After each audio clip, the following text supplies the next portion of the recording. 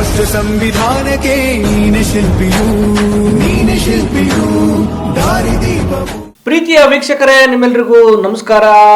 ಜೈ ಭೀಮ್. ನಾನು KJ ಹಳ್ಳಿ ಸುರೇಶ್. ಪ್ರಿಯ ವೀಕ್ಷಕರೇ, ಇವತ್ತು ಭಾರತದ ಬೆಳಕು, ಏಷ್ಯಾದ ಬೆಳಕು, ಇಡೀ ಭೂಮಂಡಲಕ್ಕೆ ಒಂದು ರೀತಿಯ ಬೆಳಕು ಅಂತ ಬೆಳಕಾಗಿ ಆವರಿಸಿರುವಂಥ, ಅದರಲ್ಲೂ ಭಾರತೀಯರ ಪಾಲಿಗೆ ಭಾರತ ಭಾಗ್ಯ ವಿಧಾತ ಆಗಿರುವ ಡಾಕ್ಟರ್ BR ಅಂಬೇಡ್ಕರ್ ಅವರ ಜನ್ಮದಿನ. ಇವತ್ತು ಅಂಬೇಡ್ಕರ್ ಅವರನ್ನ ಪ್ರೀತಿಸುವಂತ ಎಲ್ಲರೂ, ಅದರಲ್ಲೂ ಸಮಸ್ತ ಭಾರತೀಯರೆಲ್ಲರೂ ಕೂಡ ಅತ್ಯಂತ ಸಂಭ್ರಮದಿಂದ, ಸಡಗರದಿಂದ ಅವರ ಜನ್ಮದಿನವನ್ನು ಆಚರಣೆ ಮಾಡ್ತಾ ಇದ್ವಿ. ಅವರ ಪುತ್ಥಳಿಗಳಿಗೆ ಹೂವಿನ ಹಾರ ಹಾಕ್ತಾ ಇದ್ದೀವಿ, ಅನೇಕ ಕಾರ್ಯಕ್ರಮಗಳನ್ನು ಮಾಡ್ತಾ ಇದ್ದೀವಿ, ಮೆರವಣಿಗೆಗಳನ್ನ ಮಾಡ್ತಾ ಇದ್ದೀವಿ. ತುಂಬ ಸಂತೋಷ ಇವತ್ತು ಭಾರತೀಯರಿಗೆ.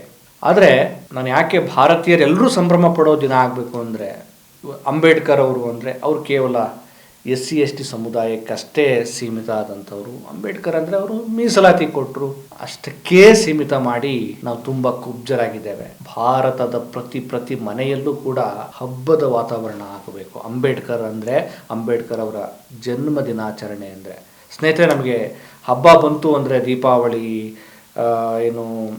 ಯುಗಾದಿ ಹಬ್ಬ, ಬೇರೆ ಬೇರೆ ಧರ್ಮದವರಿಗೆ, ಮುಸ್ಲಿಮರಿಗೆ ರಂಜಾನ್ ಹಬ್ಬ, ಕ್ರಿಸ್ತರಿಗೆ ಅವ್ರಿಗೇನೊಬ್ಬ ಗುಡ್ ಫ್ರೈಡೆ, ಹಿಂಗೆ ಎಲ್ಲ ಧರ್ಮದವ್ರಿಗೂ ಅವ್ರಿಗೆ ಪ್ರಮುಖವಾದ ಹಬ್ಬ ಬಂದಾಗ ಹೇಗೆ ತಮ್ಮ ಬೇರೆ ಬೇರೆ ಕಡೆಯಿಂದ ತಮ್ಮ ಊರುಗಳಿಗೆ ಹೋಗ್ತಾರೆ, ತಾವಿದ್ದ ಕಡೆನೇ ಬಹಳ ದೊಡ್ಡದಾಗಿ ಸೆಲೆಬ್ರೇಷನ್ ಮಾಡ್ತಾರೆ, ಅದೇ ರೀತಿ ಸಮಸ್ತ ಭಾರತೀಯರು ಕೂಡ ಸಂವಿಧಾನ ಅಂದರೆ, ಅಂಬೇಡ್ಕರ್ ಅಂದರೆ, ಅಂಬೇಡ್ಕರ್ ಅವರ ಜನ್ಮದಿನ ಅಂದರೆ ಸೆಲೆಬ್ರೇಷನ್ ಮಾಡಬೇಕಾಗಿತ್ತು. ಆದರೆ ಅದು ಕೇವಲ ಕೆಲವೊಂದಷ್ಟು ಜನಕ್ಕೆ ಸೀಮಿತ ಆಗಿರೋದು ಒಂದು ರೀತಿ ದೌರ್ಭಾಗ್ಯ. ಆದರೆ ಅಂಬೇಡ್ಕರ್ ಅವರು ನಿಜವಾಗಿಯೂ ಇದನ್ನೆಲ್ಲ ಸೆಲೆಬ್ರೇಷನ್ ಮಾಡಬೇಕು ಅಂತ ಹೇಳಿ ಬಯಸ್ತಾ ಇರಲಿಲ್ಲ. ಬರೀ ಕೇವಲ ಸೆಲೆಬ್ರೇಷನ್ ಮುಖ್ಯ ಆಗಲ್ಲ, ಅವರ ಈ ಆಚರಣೆಗಳಿಗಿಂತ ಅವರ ಚಿಂತನೆಗಳ ಅನುಸರಣೆ ಬಹಳ ಮುಖ್ಯ ಅಂತ. ಸ್ನೇಹಿತರೆ, ಸಮಸ್ತ ಎಲ್ಲ ಭಾರತೀಯರ ಎದೆಯಲ್ಲಿ ಅಂಬೇಡ್ಕರ್ ಅವರ ಚಿಂತನೆಗಳು ಪ್ರವಹಿಸುವಂತಾಗಲಿ ಅಂತ ನಾವೆಲ್ಲರೂ ಆಶಿಸ್ತಾ ಕೆಲವು ವಿಚಾರಗಳನ್ನ ನಾವು ಮಾತಾಡ್ತಾ ಹೋಗೋಣ. ಅಂಬೇಡ್ಕರ್ ಅವರು ಈ ದೇಶದಲ್ಲಿ ಪಟ್ಟ ಪಾಡಿದೆಯಲ್ಲ, ಚಿಕ್ಕಂದಿನಲ್ಲೇ ಶಾಲೆಯಲ್ಲಿ ಒಂದು ಗೋಣಿ ಚೀಲವನ್ನು ತೆಗೆದುಕೊಂಡೋಗಿ ಕೂರುವಂತ, ಪ್ರತ್ಯೇಕವಾಗಿ ಒಬ್ಬ ಪ್ರತಿಭಾನ್ವಿತ ವಿದ್ಯಾರ್ಥಿ ಆಗಿದ್ರೂ ಸಹ ಪ್ರತ್ಯೇಕವಾಗಿ ಕೂರುವಂಥ ಎಂಥ ಒಂದು ಕ್ರೂರ ಆಚರಣೆಯನ್ನು ನಾವು ಮಾಡಿಬಿಟ್ಟಿವಲ್ವಾ ಈ ದೇಶದಲ್ಲಿ ಅಂತ. ಅವರಿಗೆ ನೀರು ಕುಡಿಯೋದಕ್ಕೂ ವ್ಯವಸ್ಥೆ ಮಾಡಲಿಲ್ಲ. ನೀರು ಬಾಯಾರಿಕೆ ಒಂದ್ಸಲಿ ಬಂದಿರ್ತಾರೆ, ತುಂಬ ಬಾಯಾರಿರ್ತಾರೆ. ಒಂದು ಶಾಲೆ, ಅವ್ರು ಓದ್ತಿರುವಂಥ ಶಾಲೆ 2ನೇ ಕ್ಲಾಸಲ್ಲಿ ಓದ್ತಿರ್ತಾರೆ, ಗುಮಾಸ್ತ ಅವ್ರಿಗೆ ನೀರು ಹಾಕಬೇಕು, ಅವ್ರು ಬಂದಿರಲ್ಲ, ಬಾಯೆಲ್ಲ ಒಣಗಿರುತ್ತೆ, ನೀರು ಕೊಡದೆ ಒದ್ದಾಡಿಸೋವಂಥ ವ್ಯವಸ್ಥೆ. ತಂದೆಯನ್ನು ನೋಡಬೇಕು ಅಂತೇಳಿ ತಮ್ಮ ಸಹೋದರರ ಜೊತೆ ಹೋದಾಗ ಗಾಡಿ ಹತ್ಕೊಂಡು, ಎತ್ತಿನ ಗಾಡಿ ಹತ್ಕೊಂಡು ತಮ್ಮ ಭಾಷೆಯನ್ನು ಮಾತಾಡ್ಬೇಕಾದ್ರೆ ಅವನು ಸಡನ್ ಆಗಿ ಇಳಿದು ಆ ಎತ್ತಿನ ಗಾಡಿಯಿಂದ ಅವನು ಕೆಳಗಡೆ ಬೀಳಿಸಿದ್ದು, ಅವಮಾನ ಮಾಡಿದ್ದು, ಕೆರೆಗೆ ಹೋಗಿ ನೀರು ಕುಡಿದಾಗ ಅವ್ರನ್ನ ಮತ್ತೆ ಅಲ್ಲಿ ಕೆರೆ ಅಪವಿತ್ರವಾಯಿತು ಅಂತೇಳಿ ಅವಮಾನ ಮಾಡಿದ್ದು. ಅವರು ದೊಡ್ಡ ಸ್ಕಾಲರ್ ಆದಾಗ ಮಧ್ಯಪ್ರದೇಶದಲ್ಲಿ ಲಾರ್ಡ್ ಮೌಂಟ್ ಬ್ಯಾಟನ್ ಜೊತೆ ಹೋದಾಗ ಅವರನ್ನ ಹೊರಗಡೆ ನಿಲ್ಲಿಸಿ ಬ್ಯಾಟನ್ನ ಒಳಗಡೆ ಕರ್ಕೊಂಡು ಹೋಗ್ತಾರೆ. ನಾನ್ಸೆನ್ಸ್, ಏನ್ರಿ ಇದು? ಅಂಬೇಡ್ಕರ್ ಅವರೇ ಏನು ನಡೀತಾ ಇದೆ? ಹೌದ್ರಿ, ನಾನು ಇದೇ ದೇಶದವನಾಗಿದ್ರು ಕೂಡ ನಾನು ಹೊರಗಡೆ ಇದ್ದೀನಿ, ನೀವು ವಿದೇಶದವರಾದರೂ ಕೂಡ ನಿಮಗೆ ಒಳಗಡೆ ಇದೆ. ಈ ದೇಶದ ಅಸ್ಪೃಶ್ಯತೆ ಯಾವ ಮಟ್ಟಕ್ಕಿದೆ ನೋಡಿ ಅಂತ ಹೇಳ್ತಾರೆ. ಸ್ನೇಹಿತರೆ, ಅಂಬೇಡ್ಕರ್ ಅವರು ಅಸ್ಪೃಶ್ಯತೆಯ ವಿರುದ್ಧ, ಅಸಮಾನತೆಯ ವಿರುದ್ಧ, ಬ್ರಾಹ್ಮಣತ್ವದ ವಿರುದ್ಧ, ಬಂಡವಾಳದ ವಿರುದ್ಧ ದಿಟ್ಟವಾಗಿ ಹೋರಾಟವನ್ನು ಮಾಡಿದ್ರು, ಬರೆದ್ರು. ತಮ್ಮ ಬದುಕಿನ ಕೊನೆಯ ಉಸಿರಿರೋವರೆಗೂ ಕೂಡ ಸಮಸ್ತ ನೊಂದ ಜನರ ಪರವಾಗಿ ಕೆಲಸ ಮಾಡಿದ್ರು. ಇಷ್ಟೆಲ್ಲ ಅವಮಾನ, ನೋವು, ಕೊನೆಗೆ ಅವರು ವಿದೇಶದಿಂದ ಬಂದರೂ ಕೂಡ ವಕೀಲರ ಕೆಲಸ ಮಾಡಕ್ಕೆ ಬಂದರೂ ಕೂಡ ಅವ್ರಿಗೆ ಸಪೋರ್ಟ್ ಮಾಡ್ತಾ ಇರಲಿಲ್ಲ ಈ ದೇಶದ ಜನ.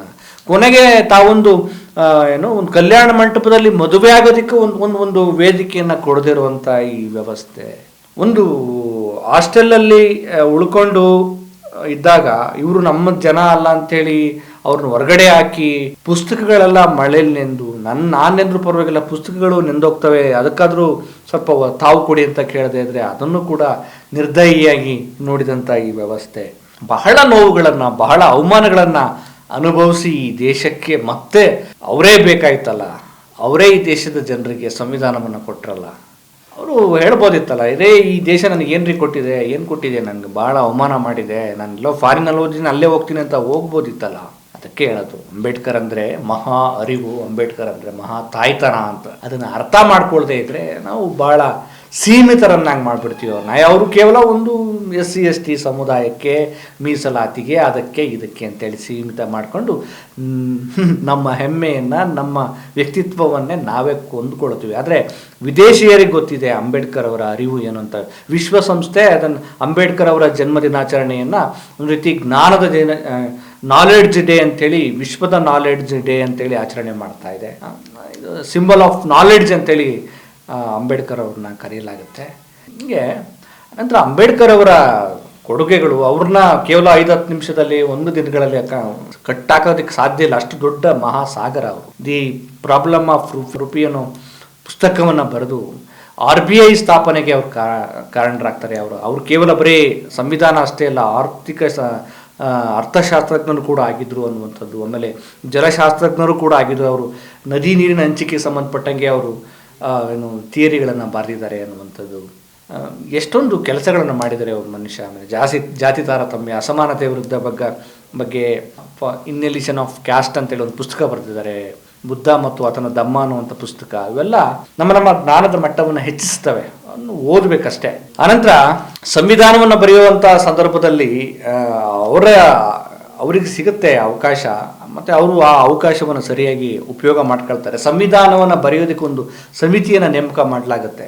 ಏನೇನೋ ನೆಪ ಹೇಳಿ ಎಲ್ಲರೂ ತಪ್ಪಿಸ್ಕೊಳ್ತಾರೆ. ಒಬ್ಬರು ವಿದೇಶಕ್ಕೆ ಹೋಗ್ತಾರೆ, ಒಬ್ಬರು ವಯಸ್ಸಿನ ಕಾರಣ ಹೇಳ್ತಾರೆ, ಒಬ್ಬರು ಸತ್ತೋಗ್ತಾರೆ, ಒಬ್ಬರು ಸಹಕಾರ ತೋರೋದಿಲ್ಲ. ಹಿಂಗೆ ಅಲ್ಲಿ ಪ್ರಮುಖ ಪಾತ್ರ ವಹಿಸಬೇಕಾಗಿದ್ದ ಎಲ್ಲರೂ ಕೂಡ ಕಾರಣಗಳೇ ತಮ್ಮ ಜವಾಬ್ದಾರಿಗಳಿಂದ ನುಣುಚಿಕೊಳ್ತಾರೆ. ಆದರೆ ಅಂಬೇಡ್ಕರ್ ಅವರು, ಬಾಬಾ ಸಾಹೇಬರು, ನಾನು ಈ ರೀತಿ ನುಣುಚ್ಕೊಂಡ್ಬಿಟ್ರೆ ನನ್ನ ದೇಶದ ಜನ ತಬ್ಬಲಿಯಾಗಿ ಹೋಗ್ಬಿಡ್ತಾರೆ, ನಮ್ಮ ದಮನಿತ ಜನ ತಬ್ಬಲಿ ಆಗ್ತಾರೆ ಅಂಥೇಳಿ ಒಬ್ಬರೇ ಕೂತು ಒಂದೂವರೆ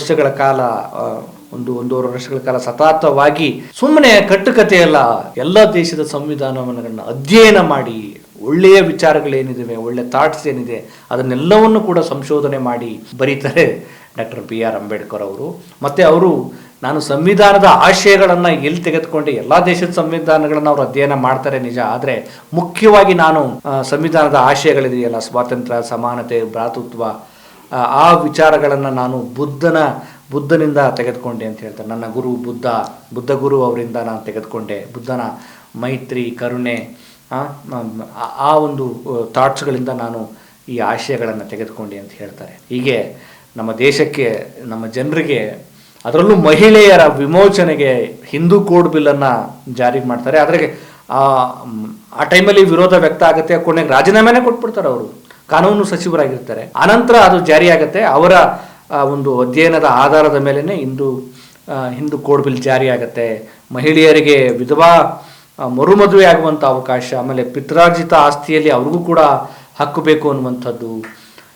ಏನು ಮನುವಾದಿ ವ್ಯವಸ್ಥೆ ಹೆಣ್ಣನ್ನು ಹೇಗೆ ಒಂದು ರೀತಿ ಬಂದಿ ಮಾಡಿತ್ತು, ಆದರೆ ಅಂಬೇಡ್ಕರ್ ಅವರು ಮಹಿಳೆಯರಿಗೆ ಒಂದು ಘನತೆಯನ್ನು ಕೊಡ್ತಾರೆ. ಅಂಬೇಡ್ಕರ್ ಅವ್ರ ಬಗ್ಗೆ ಹೇಳ್ತಾ ಹೋದರೆ ದಿನಗಳು ಬೇಕಾಗುತ್ತೆ, ಅಷ್ಟರ ಮಟ್ಟಿಗೆ ಕೆಲಸವನ್ನು ಮಾಡಿದ್ದಾರೆ. ನಾವು ಬರೀ ಆಚರಣೆಗಳಲ್ಲಿ ಅವರ ಘೋಷಣೆಯನ್ನು ಕೂಗಿ ಅವ್ರ ಫೋಟೋ ಹಾಕೊಂಡ್ಬಿಟ್ಟು ಅಷ್ಟೇ ಸಂಭ್ರಮ ಪಡೋದಲ್ಲ, ಅವರ ವಿಚಾರಗಳನ್ನು ನಮ್ಮ ಎದೆಗೆ ಬಿದ್ದ ಅಕ್ಷರ ಯಾವತ್ತು, ಭೂಮಿಗೆ ಬಿದ್ದ ಬೀಜ ಯಾವತ್ತೂ ಹಾಳಾಗಲ್ಲ ಅಂತ ಹೇಳ್ತಾರಲ್ಲ, ಹಂಗೆ ಅವರ ನಿಜದ ಅರಿವಿನ ಬೀಜ ನಮ್ಮ ಎದೆಯೊಳಗಡೆ ಮೊಳಕೆ ಹೊಡೆದು ದೊಡ್ಡ ಹೆಮ್ಮರ ಆಗಬೇಕು.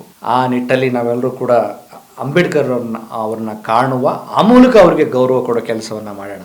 ಆಮೇಲೆ ಅಂಬೇಡ್ಕರ್ ಅವರು ಹೇಳ್ತಾರಲ್ಲ, ಶಿಕ್ಷಣ, ಸಂಘಟನೆ, ಹೋರಾಟ ಅಂತ ಈ 3 ಬಹಳ ಇಂಪಾರ್ಟೆಂಟ್ ವಿಚಾರಗಳನ್ನು ಅವರು ಒಂದು ರೀತಿ ಕೊಟೇಶನ್ನ ಕೊಟ್ಟಿದ್ದಾರೆ. ಶಿಕ್ಷಣ ಅಂದರೆ ನಾವೇನು ಅಂದ್ಕೊಂಡಿದ್ವಿ, ಶಿಕ್ಷಣ ಅಂದರೆ ನಾನು ಪದವಿ ಮತ್ತು ಡಬಲ್ ಡಿಗ್ರಿಯನ್ನು ಪಡ್ಕೊಂಡು ಓದ್ಬಿಟ್ರೆ ಅಷ್ಟೇ ಸಾಕ.